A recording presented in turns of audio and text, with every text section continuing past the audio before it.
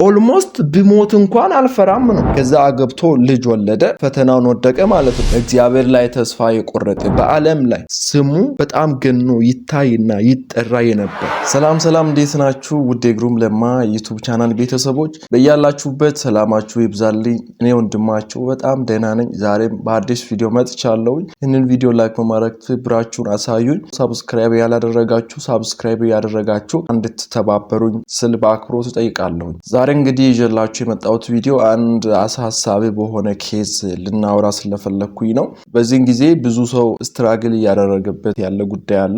ሁላችንም በሚባል ደረጃ በብዙ መከራና ችግር በብዙ ጭንቀት ውስጥ እያለፍን እንገኛለን። በዚህ ሁሉ መከራና ስቃይ ውስጥ ስናልፍ እንዴት እግዚአብሔር አያየኝም? እንዴትስ እግዚአብሔር ካለ ከዚህ ጭንቀት ከዚህ መከራና ከዚህ ስቃይ ሊያወጣኝ አልቻለም ብለን ልንደመድምና ልናስብ ሁላ እንችላለን። ምናልባት የደመደምንም ሰዎች ልንሆን እንችላለን። በእግዚአብሔር ላይ ተስፋ የቆረጥን እግዚአብሔር ከዚህ በኋላ እኛን መጥቶ እንደማያየንና የኛ ታሪክ እንዳበቃ የምናስብ ሰዎች ልንኖር እንችላለን። እግዚአብሔር ደግሞ ይህንን ሁሉ ስናስተናግድ ያየናል ደግነቱ። ይሄ ሁሉ የሚደርስብን ነገር ሁሉ የሚደርስብን እርሱ እያለ ነው። ምንድነው የእግዚአብሔር ቃል ምለው? እነሆ አባብላታለሁ፣ ወደ ምድረ በዳም ወስዳታለሁ፣ እዛም የልቤን አወራታለሁ ይላል። እግዚአብሔር ራሱ በምድረ በዳ በኩል እንደሚያሳልፈን ማወቅ ያስፈልገናል። ይህንን የሚያደርገው እግዚአብሔር ነገ የምንጠቅም ሰዎች እንድንሆን ስለሚፈልግ ነው። ይህንን ሁሉ መከራ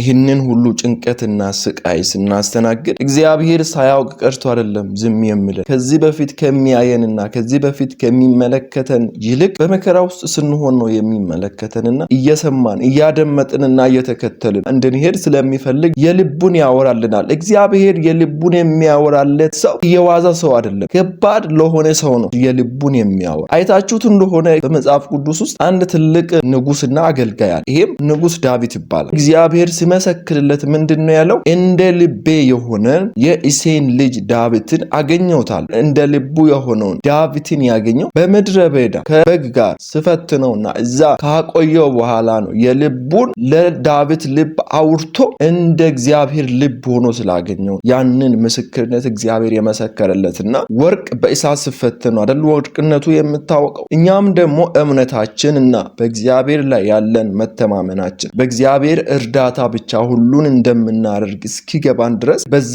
እሳት ውስጥ ያሳልፈንና እንደ ወርቅ አድርጎ የተመረጠን አድርጎ ያቆመናል በፊቱ። ለዚህ ነው እግዚአብሔር እያንዳንዳችንን የሚፈትነን። ያንን ፈተና ደግሞ መቋቋምና ማለፍ ካልቻለን ደግመን ያንኑን ፈተናን እንፈተናል። እግዚአብሔር ስለማያውቅና እኛን ማሳለፍ ስለማይችል አይደለም እንደገና ደጋግሞ የሚፈትን። እግዚአብሔር አብርሃምን በ90 ዓመት ልጅ እሰጥሃለሁ ብሎ ቃል ገባለትና አብርሃም ግን ቸኮለና አጋርን አገባ። ከዛ አገብቶ ልጅ ወለደ፣ ፈተናውን ወደቀ ማለት ነው። እንደገና ሌላ እድል ሰጠው። ይስሐቅ ሲወለድ ይስሐቅን ሰዋልኝ አለውና እንደገና ፈተነው። የ3 ቀን መንገድ እንዲሄድ ፈቀደለት። ሐሳቡን ምናልባት ቀይረው ከሆነ በዚህ በ3 ቀን ውስጥ አየዋለሁ ብሎ ለቀቀውና 3 ቀን ሙሉ 3 ቀንና 3 ሌሊት እየሄደ ወደ ሞሪያ ምድር እስኪደርስ ድረስ እግዚአብሔር በቃ በእኔ ላይ ያለህን እምነትን አውቄያለሁና ተመለስ አላለው። በሞሪያ ምድር ላይ ሄዶ እዛ ተራራ ላይ ሊሰዋ ስል ብላውን ሲያነሳ ነው እግዚአብሔር ተው አሁን አውቄያለሁ ያለ። ስለዚህ ከኛ የምጠበቀው ምንድነው? ያንን ፈተና በጥንቃቄ ማለፍ ነው ያለብን። በየቀኑ የሚመጡ ጥቃቅን የሚመስሉ ችላ ብለን የምናልፋቸው ፈተናዎች ነገ ትልቅ ዋጋ የሚያስከፍሉን ናቸው። እነዛ ፈተናዎች ግን ወደኛ የሚመጡት ሆን ብለው ነው የነገ ስቴፓችንን ዘለን እንድንይዝ የሚረዱን ፈተናዎች ናቸውና ሁልጊዜ ዝግጁ የሆንን መሆን አለብን። እግዚአብሔር የሚወደውን ይፈትናል። የምንፈተነው እግዚአብሔር ስለሚወደን ብቻ።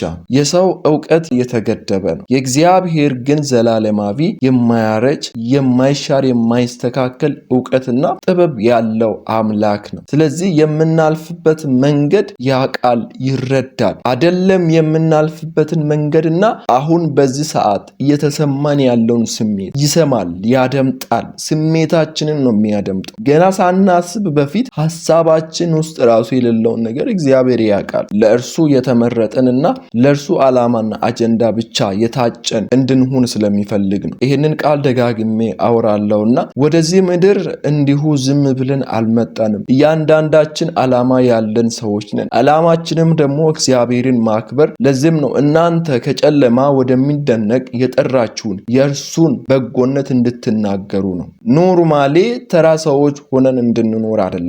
የሆነን ስንቅ አሰንቆን ነው ወደዚህ ምድር የላከን። ይህንን ነው ለመያዝ መዘርጋት፣ ለመስራትና ለማድረግ ለማከናወን መጣር። በየትኛው መከራ ውስጥ እያለፍን በየትኛውም ጭንቀትና ለቅሶ ስቃይ ውስጥ እያለፍን ማድረግ ያለብን።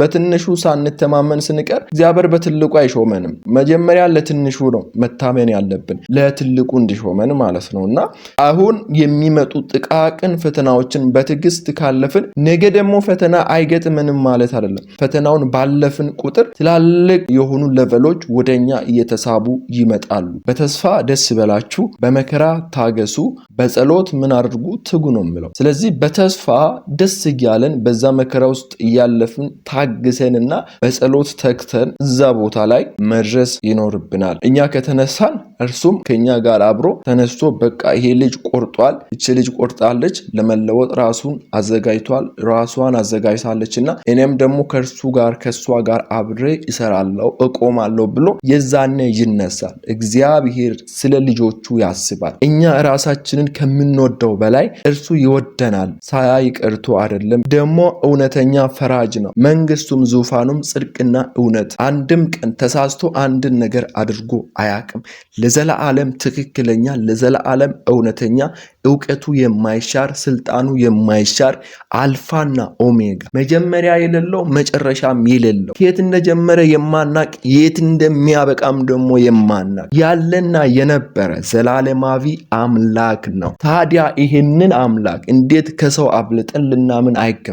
አጠገባችን ካለ አባት እናታችንና ወንድማችን አብልጠን ለምንድን ነው በእርሱ ላይ ልባችንን መጣል ያቃተን? ለዛ ነው እግዚአብሔር እረኛዬ ነው የሚያሳጣኝም ማን ነው? በለመለመ መስክ ያሳድረኛል፣ በረፍት ውሃ ዘንድም ይመራኛል። ነፍሴን መለሳት፣ ስለ ስሙም በጽድቅ መንገድ ይመራኛል። በትርህና ምርኩዝ እነሱ ምን ያደርጉልኛል? ያጽናኑኛል። በሞት ጥላ እንኳን ብሄድ አንተ ከኔ ጋር ነህና ክፉን አልፈራም። ዳዊት የእግዚአብሔርን እረኝነት ስለሚያውቅ ነው። በዛቻ ምናምን መካከል ባልፍ እንኳን አይደለም ያለው። በሞት ጥላ ማለት ኦልሞስት ብሞት እንኳን አልፈራም ነው። ይሄ ኮንፊደንስ በእግዚአብሔር ላይ ሊኖረን ይገባል። በማንም ላይ ልባችንን ከጣል ነው በላይ በእግዚአብሔር ላይ ልባችንን ጥለን ነው ማለፍ ያለን። ዳዊት በምድረ በዳ በብዙ ተንከራቷል፣ በብዙ አልፈዋል። ያንን ሁሉ ያለፈው እርሱን ተማምኖና እርሱን አምኖ ነው። ለዛም ነው ስቲል ናው እንደ ዳዊት ያለ ጽኑና ኃያል መንግስት በምድር ላይ ተነስቶ አያውቅም። በዓለም ላይ ስሙ በጣም ገኖ ይታይና ይጠራ የነበር ከተራረኝነት የተነሳ የእግዚአብሔርን ኃይል የተረዳ ሰው ነው። የእግዚአብሔርን ክንድ ስንረዳና ስናውቀው አሁን ያለንበት ትንሽ ብለን የምናስበው ቦታ አይገደውም። እግዚአብሔር ከኛ እምነት ነው የምፈልገው። ከኛ እውቀትና ማስተዋል ጥበብ የበለጠውን ነገር እንደሚያደርግ ማመን ነው ያለብን። እግዚአብሔር ደግሞ ያንን አድርጎና አሳክቶ ያሳያል ማለት ነው። በዳዊት ላይ አሳይቶት ከእረኝነት ከበግ ጠባቂነት አውጥቶ ገናና በሆነ መንግስት ላይ እንዲቀመጥ አድርጎታል። እርሱን ስንተማመን መታወቃችን እና ለመታወቃችን ማተር አያደርግም። እኔ ታዋቂ ነኝ፣ እኔ ታዋቂ አይደለሁም፣ እኔ ገንዘብ አለኝ፣ እኔ ገንዘብ የለኝም፣ እውቀት አለኝ፣ እውቀት የለኝም የሚለው ማተር አያደርግም። ማተር የሚያደርገው እግዚአብሔር ላይ ምን ያህል ልባችን ተደግፏል፣ ምን ያህል ልባችን ተዘልሎ በእርሱ ላይ ተቀምጧል።